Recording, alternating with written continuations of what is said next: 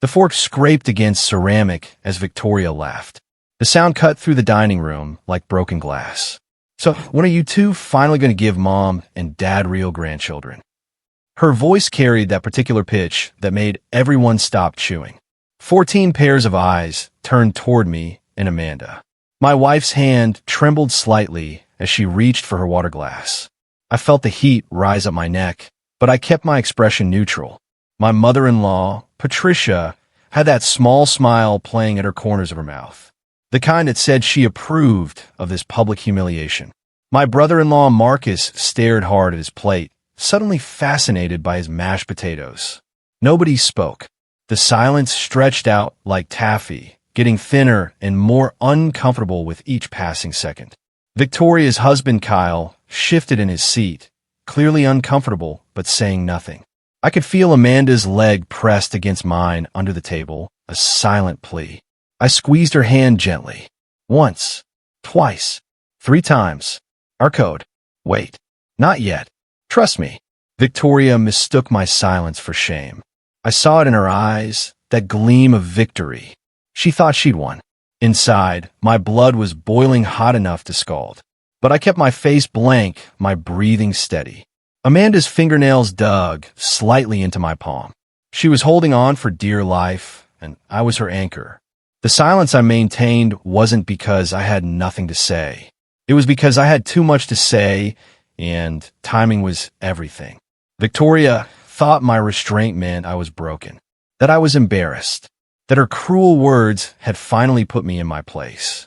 She had no idea that silence could be a weapon sharper than any comeback. My father-in-law, Thomas, cleared his throat awkwardly, but he didn't defend us either. He just reached for the wine bottle and refilled his glass. Patricia dabbed at her mouth with her napkin, still wearing that satisfied smirk. I could practically see the gears turning in her head, already planning how she'd retell this story to her church friends. Poor Amanda and her husband, unable to provide grandchildren. Such a shame. Amanda's hand relaxed slightly in mine. She knew me well enough to recognize my poker face. This wasn't submission. This was strategy. Victoria wasn't finished. She never knew when to stop. I mean, you've been married for what, 7 years now? That house must feel so empty. She took a sip of wine, her eyes glittering with malice. Have you considered that maybe Amanda is just, broken? The word hung in the air like poison gas. Amanda's breath caught.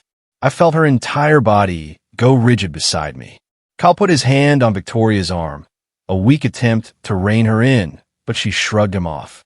Patricia actually chuckled, a quiet, knowing sound that made my stomach turn. "Victoria does have a point, dear," my mother-in-law said, her voice dripping with false sweetness. "At your age, Amanda, the clock is really ticking. Perhaps you should see a specialist. I could recommend someone." Marcus finally looked up from his plate, but only for a second.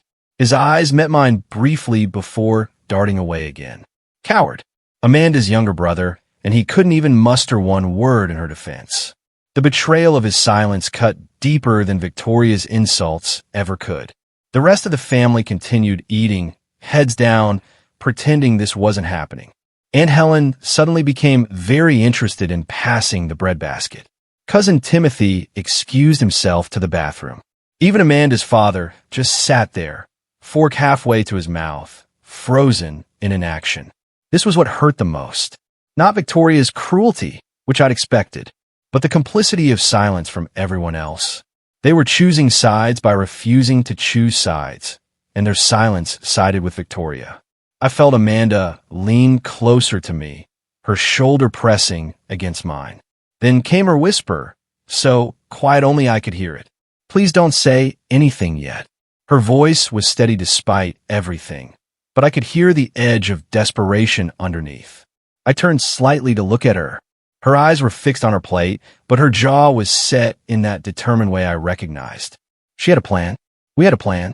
But sitting here, watching her family tear her apart while doing nothing, tested every ounce of my self-control.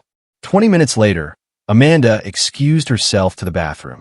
I waited exactly 30 seconds before following. I found her in the hallway bathroom, hands braced against the sink, breathing deep and slow.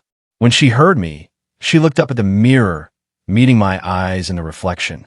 Tears threatened at the corners of her eyes, but she blinked them back fiercely. "I can't do this," she whispered.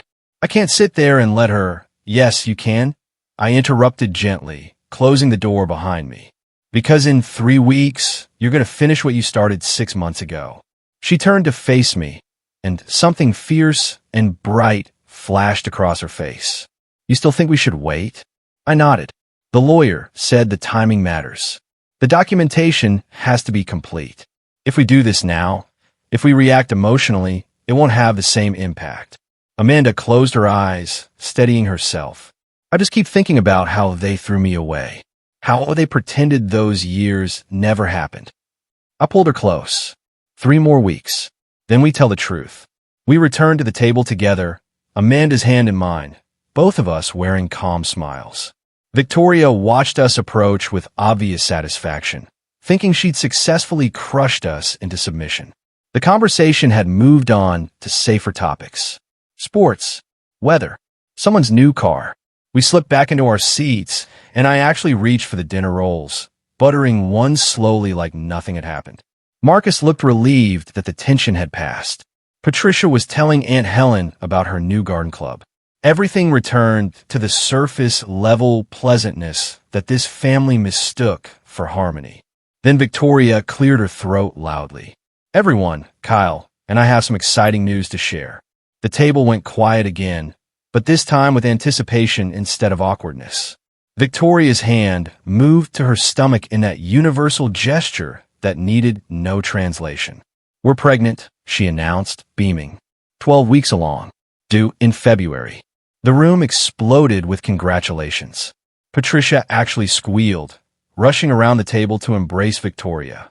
Thomas raised his glass for an impromptu toast. Marcus clapped Kyle on the back.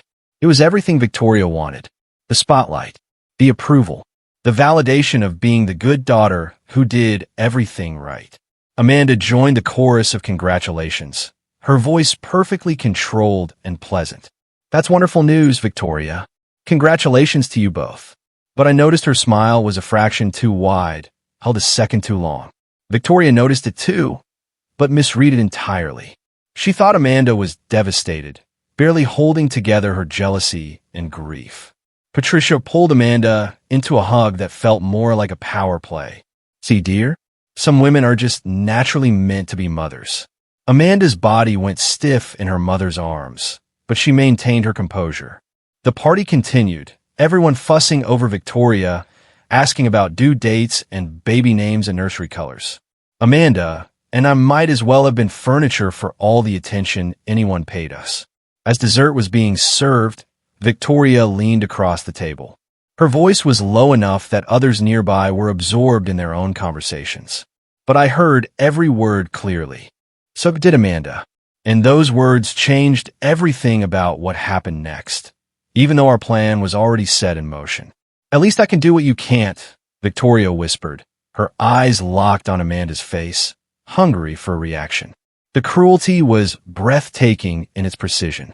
This wasn't just mockery anymore. This was a knife aimed directly at the most vulnerable place, twisted for maximum damage. I watched my wife's face carefully, waiting for tears, for anger, for pain. Instead, her eyes went completely flat and cold, hard as stones at the bottom of a frozen river. Her hand found mine under the table and squeezed once. Not the desperate grip from earlier. This was different. This was a signal. Permission. The plan had just accelerated. Victoria saw Amanda's expression change and misunderstood it completely. She sat back in her chair, victorious, thinking she'd delivered the final blow. Patricia was watching too, and the satisfaction on her face made my hands curl into fists. Kyle looked uncomfortable, but said nothing. Marcus studied his pie with intense concentration.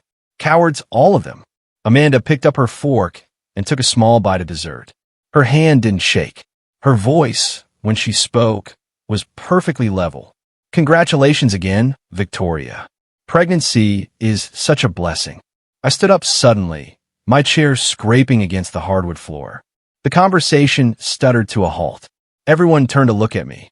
"I'd like to make a toast," I announced, reaching for my water glass. Patricia's eyebrows rose. Thomas looked surprised. Victoria's smile faltered just slightly at the edges, uncertainty creeping in for the first time all evening. Kyle's hand moved to hers under the table. I raised my glass high, making sure everyone was watching. Amanda's eyes met mine across the table, and I saw the smallest nod. Permission granted. Trust given. Whatever happened next, we were in it together. To family. I began, my voice carrying clearly through the dining room. To honesty. And to truth. I paused, letting the words settle. Because truth always finds its time, doesn't it? Sometimes it takes years. Sometimes it takes just the right moment. But truth always comes out eventually. Victoria laughed, but it was too loud, too forced. The nervousness was showing now. Patricia's smile had frozen in place. I could see her trying to figure out where I was going with this. Marcus finally looked directly at me, confusion written across his face. To truth, Thomas echoed uncertainly, raising his glass. Others followed suit, though the enthusiasm was muted. Confused. They could sense something had shifted in the room's atmosphere, but couldn't identify what. The toast completed, I sat back down. Amanda's hand found mine again under the table, her grip warm and steady. The dinner wound down after that. People making excuses about early mornings and babysitters and traffic. Aunt Helen hugged us both goodbye, whispering, "Pay Victoria no mind, dear," to Amanda, which was too little too late. As guests filtered out, Patricia cornered Amanda by the door. "I hope you're not taking Victoria's comments personally. She's just excited about the baby. Hormones, you know." Amanda smiled that same cold smile. "Of course, Mom. I understand perfectly." Victoria and Kyle were the last to leave. As they pulled on their coats, Victoria gave Amanda one final look of pity that was really contempt dressed up as concern. "If you ever need to talk, I'm here." The words were empty. We all knew it. Kyle at least had the decency to look ashamed of his wife as they walked out into the night. As people began gathering their things to leave, Amanda stood up. Her movement was sudden enough to make everyone pause, coats half on, purses half gathered. "Actually, before everyone goes," she said, her voice carrying a strange note that made people freeze. "I have something I'd like to share." Patricia's face lit up with hope. I knew what she was thinking. Maybe Amanda was going to announce a pregnancy after all. Maybe this evening would end with double celebrations. Victoria's eyes narrowed suspiciously. She knew Amanda too well to think this would be good news, but she couldn't figure out what was coming. "But not tonight," Amanda continued, and I could see the visible deflation around the room. 3 weeks from now, I'm hosting dinner at our house. I hope everyone can make it." Thomas looked confused. "What's this about, honey?" Amanda just smiled. "It's important. That's all I'll say for now. Please, everyone mark your calendars. 3 weeks from tonight, 7 o'clock. Our house." The room buzzed with speculation as people finally left. I heard Patricia whisper urgently to Thomas in the driveway. Saw Victoria pull Kyle aside, her face animated with suspicion and concern. Let them wonder. Let them worry. 3 weeks. That's all we needed. That night, after we got home and locked the door behind us, Amanda and I stood in our kitchen in the blessed silence of our own space. She leaned back against the counter, closing her eyes. "Tell me we're doing the right thing," she said softly.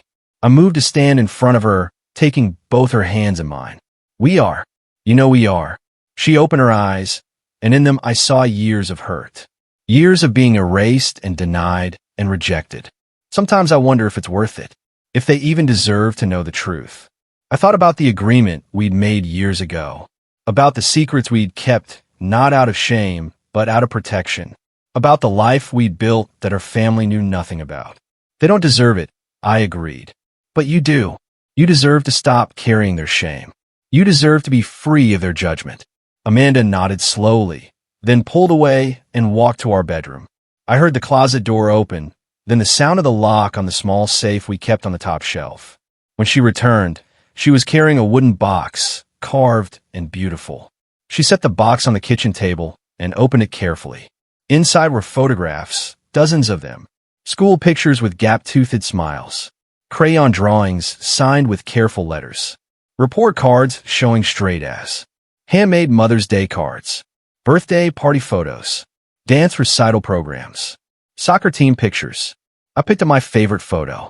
For kids arranged on our couch, oldest to youngest. 12-year-old Bethany with her auburn hair in braids. 10-year-old Tyler with his missing front tooth and Red Sox cap. 8-year-old Jasmine with her beloved stuffed elephant. 6-year-old Noah with his dinosaur shirt and bright smile. Our children. They've grown so much, Amanda whispered, touching Bethany's face in the photo with one finger. She starts middle school next fall. I nodded, pulling out Noah's latest drawing. He'd drawn our family, 5 stick figures holding hands under a yellow sun. Mom, Dad, Bethany, Tyler, Jasmine, Noah written in his careful kindergarten handwriting. For children, I said quietly. For amazing, brilliant, kind children. And your mother doesn't even know they exist. Amanda's face hardened. She chose not to know. There's a difference. We didn't hide them out of shame. They needed to be clear.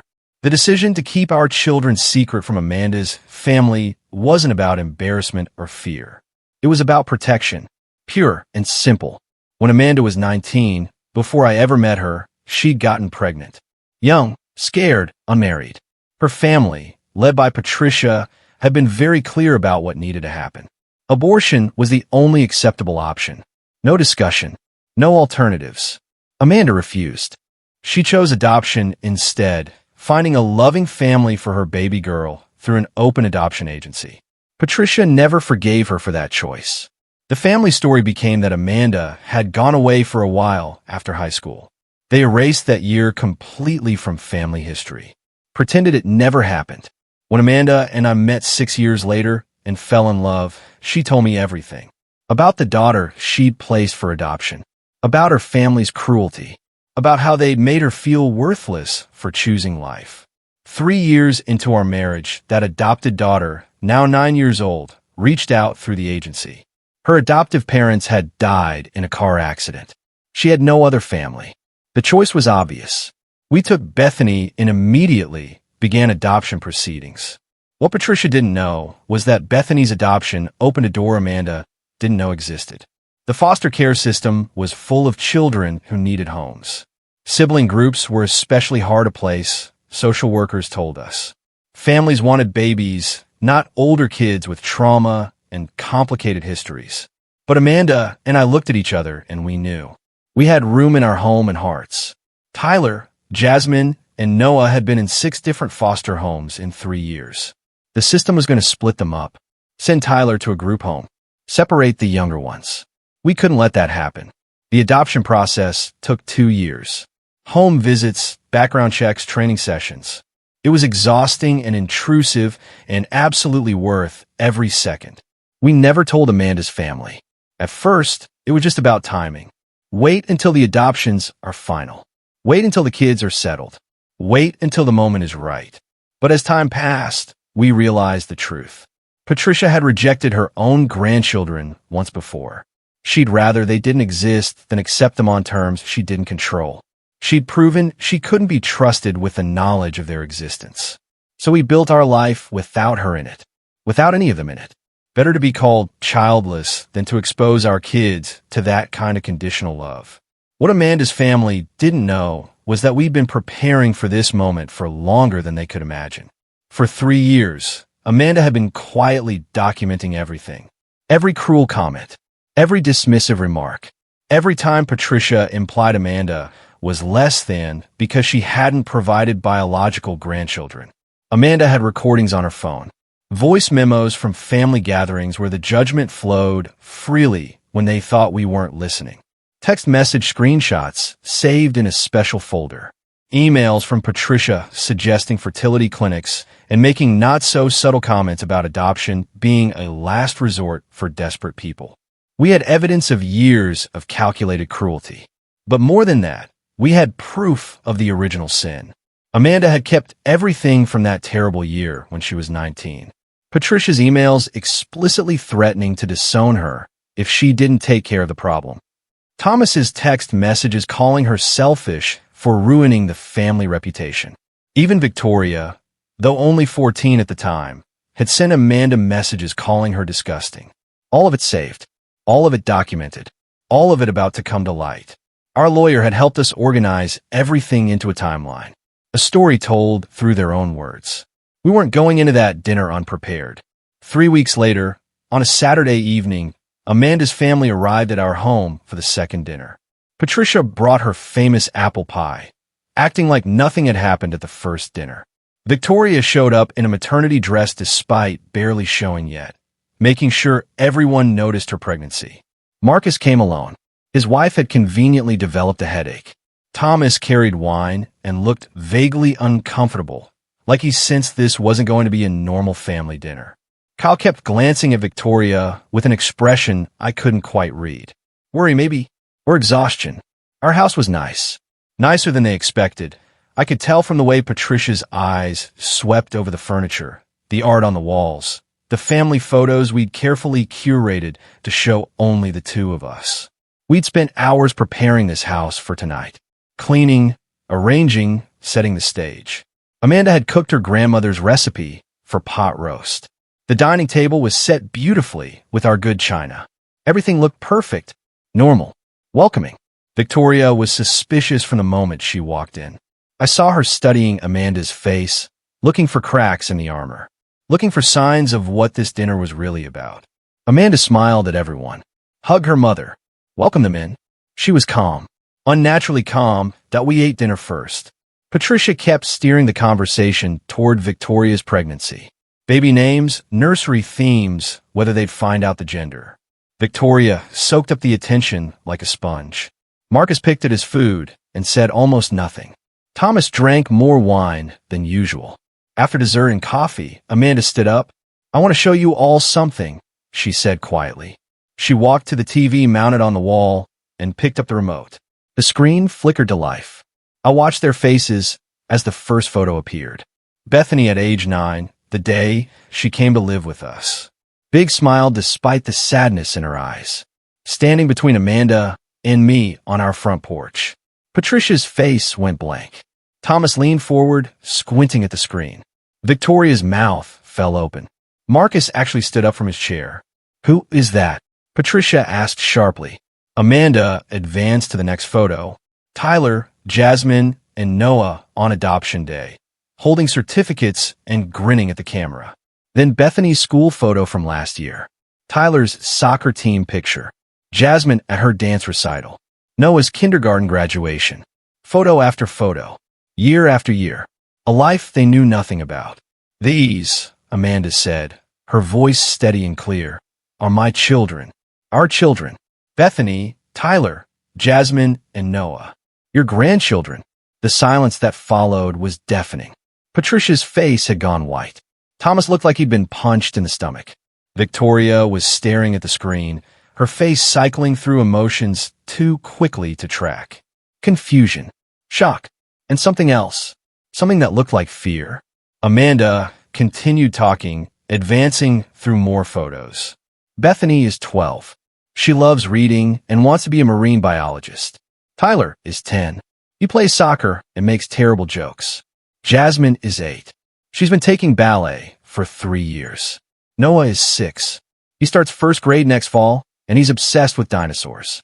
She paused, letting them absorb the reality of 4 whole human beings they'd known nothing about. We adopted them. Bethany is actually my biological daughter from when I was 19. The baby you wanted me to abort, Mom. She came back to us when her adoptive parents died. Tyler, Jasmine, and Noah came to us through foster care. We've been a family for 3 years. Patricia found her voice. This is impossible. You can't just hide children. We would have known. Someone would have. You would have known if you'd been worth telling. Amanda interrupted. Her voice wasn't angry, just factual, cold, final. Victoria's face had gone pale. Kyle was staring at his wife with growing understanding. Marcus sat back down heavily. Amanda picked up her phone. Would you like to know why we never told you? Let me show you. She pulled up the recordings, playing them through the TV speakers. Patricia's voice filled the room, telling someone at church that Amanda was too selfish to have children. Victoria laughing with friends about her barren sister-in-law. Text messages from Patricia appeared on screen. Some women just aren't meant to be mothers. It's probably for the best. Amanda played email after email, voice memo after voice memo. Years of mockery and judgment and cruelty, all carefully documented, all played back to them now in their own voices. Patricia tried to speak several times, but no words came out. Thomas looked sick. Victoria was crying, but whether from shame or anger I couldn't tell. The final recording was from the dinner 3 weeks ago. Victoria's whisper, "At least I could do what you can't," came through crystal clear. Kyle's face went hard. He turned to his wife, and I saw something break in his expression. Amanda stopped the playback. "This is why you didn't know. Because you're poison. Because I wouldn't expose my children to your conditional love and judgment. Because they deserve better than grandparents who would only accept them on their terms." Patricia was shaking. "How dare you? I'm your mother. We're your family." Amanda smiled, cold and final. "No, they're my family. You're just people I used to know." Patricia exploded. Years of carefully maintained dignity shattered like dropped glass. "You ungrateful, selfish girl," she screamed, standing up so fast her chair fell backward. "After everything we've done for you, everything we've sacrificed." Amanda stood perfectly still, her arms crossed, waiting for the storm to pass. "We gave you everything. A home, an education, opportunities. And this is how you repay us? By hiding your life? By making us look like fools." "You made yourselves look like fools," Amanda replied quietly. "I just documented it." Thomas finally spoke, his voice rough. "Amanda, sweetheart, there has to be some misunderstanding. We never meant—" "Yes, you did," she cut him off. "You meant every word, every cruel comment, every dismissive gesture. And you know what the worst part is? I gave you chances. So many chances to be decent human beings. But you couldn't help yourselves." Then Patricia turned on Victoria, her fury finding a new target. "This is your fault. I told you to stop pushing her about babies. But you couldn't leave it alone." Victoria's tears were flowing freely now. "You told me to push her. You said we needed to make her see reality." The truth spilled out between them like poison from a lanced wound. How Patricia had encouraged Victoria's cruelty. How she'd orchestrated the mockery at the first dinner, hoping to shame Amanda. Marcus stood up, and for the first time in years, I heard him speak with actual conviction. "I knew," he said quietly, "not about the kids, but I knew Mom was manipulating Victoria. I knew the pregnancy announcement was timed to hurt Amanda." Victoria's head snapped toward her husband. "What?" "The pregnancy," Marcus said, not meeting anyone's eyes. "Mom told Victoria to announce it at that dinner specifically. She said it would finally make Amanda understand her place." Kyle turned to Victoria, his face a mask of betrayal. "Please tell me that's not true. Tell me you weren't part of some sick plan to hurt your own sister." Victoria opened her mouth, but nothing came out. The truth was written all over her face. Patricia had orchestrated everything, used Victoria as a weapon. And Victoria had been more than willing to be used because it meant being the favorite daughter, the golden child. I stayed silent. Marcus continued, his voice shaking now. "I watched Mom treat Amanda like garbage for years. I watched Victoria tear her down. And I said nothing because I was afraid. Afraid if I defended Amanda, I'd be next. Afraid of losing Mom's approval." His voice broke.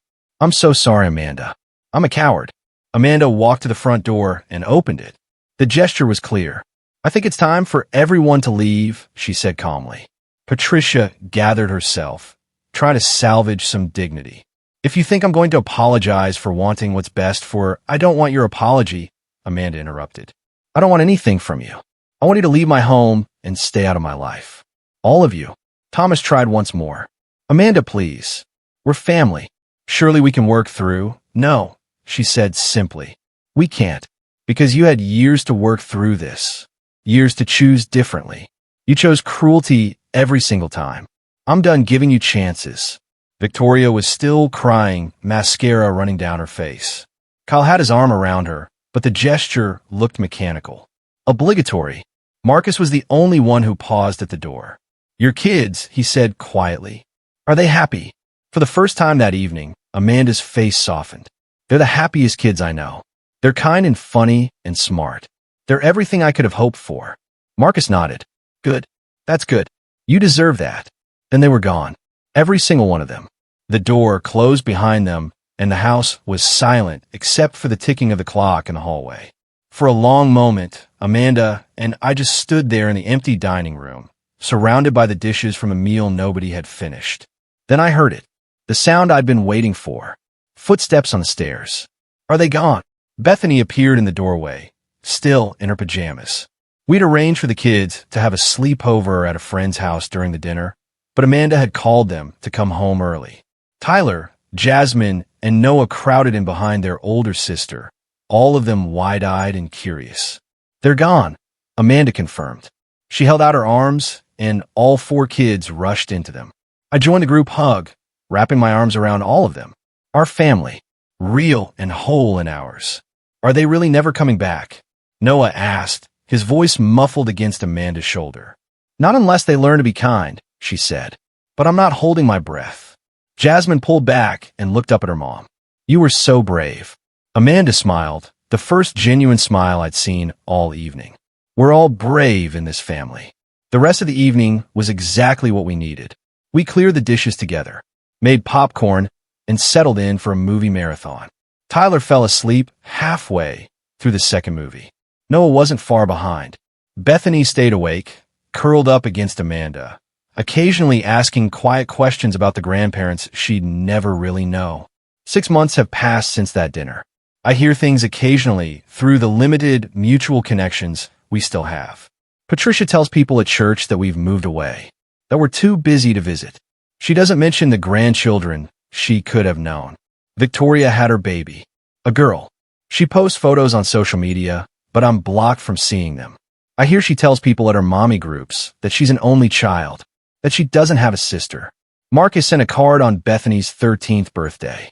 Just a simple, happy birthday with no return address. It's something. Thomas sent an email last month asking if we consider family counseling. Amanda deleted it without responding. Some bridges, once burned, can't be rebuilt.